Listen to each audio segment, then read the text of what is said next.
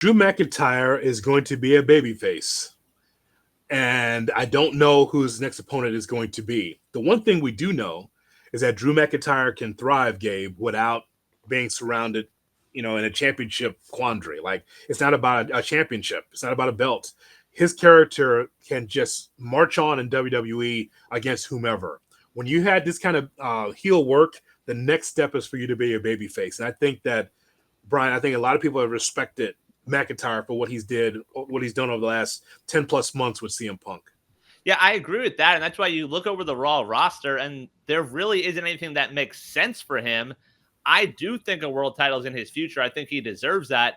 I don't see that over Gunther on Raw. I feel like you find a way to get him to SmackDown, and now all of a sudden the Cody title run is interesting, and I would even let Drew beat Cody. And you do something there. Maybe he gives it back to Cody before Mania, but figure out that, put a world title on him because he is deserving everything he's done over this past year or so. Drew on SmackDown, I think, would be wildly interesting. Now, I guess that all depends upon what's going to happen with Cody Rhodes and the Bloodline story. Sure. If he's going to be continued to be involved there, which would be, we'll get to that later. But I think having Drew McIntyre take a little time off, which again, when you've got, what was it, 12, 18? Some double-digit staples, over 10. Yeah. 10 staples in your head. So, maybe taking a couple weeks off isn't a bad thing, but I think it's a good thing for both these guys to kind of take a step back and, kind of recharge after having a feud that lasted, all 10 months here, or almost a calendar year. I mean, when you start started at the Rumble, we would say, right? With the injury. Yeah, I would say it's starting at the Rumble. So 9-10 months it's been going on. So taking a step back, I don't think is necessarily a bad thing for either, but I don't think, especially for Drew, coming off of the loss, I don't think you want to keep him away for too long.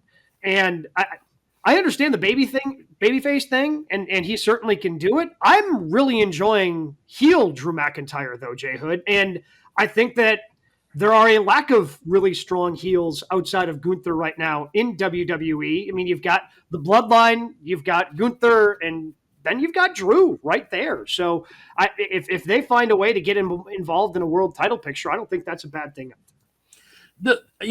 We always go to the championship. Hey, you've done great work. You deserve to be a champion. And we know that the start of this thing is Drew McIntyre trying to chase for a championship, but then CM Punk cuts him off at the pass every time.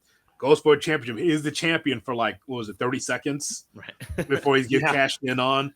I think it's funny. Before we started recording this podcast, we looked at the calendar for WWE. So if we're trying to get Drew McIntyre in the mix with Cody Rhodes, Brian, so what's the calendar for WWE?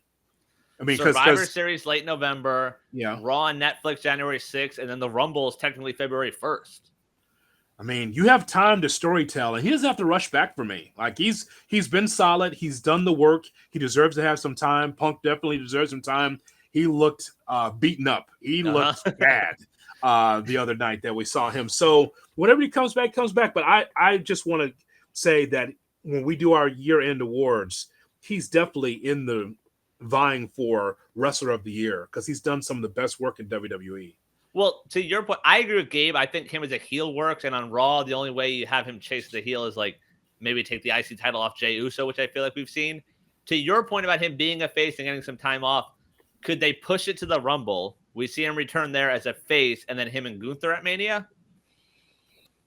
And then we'll go back to square one, right? He's always want the world championship. That's right. So he goes right back there. But he would definitely be the babyface in that spot. And he doesn't have to sing American Pie and be in Scotland to get that done.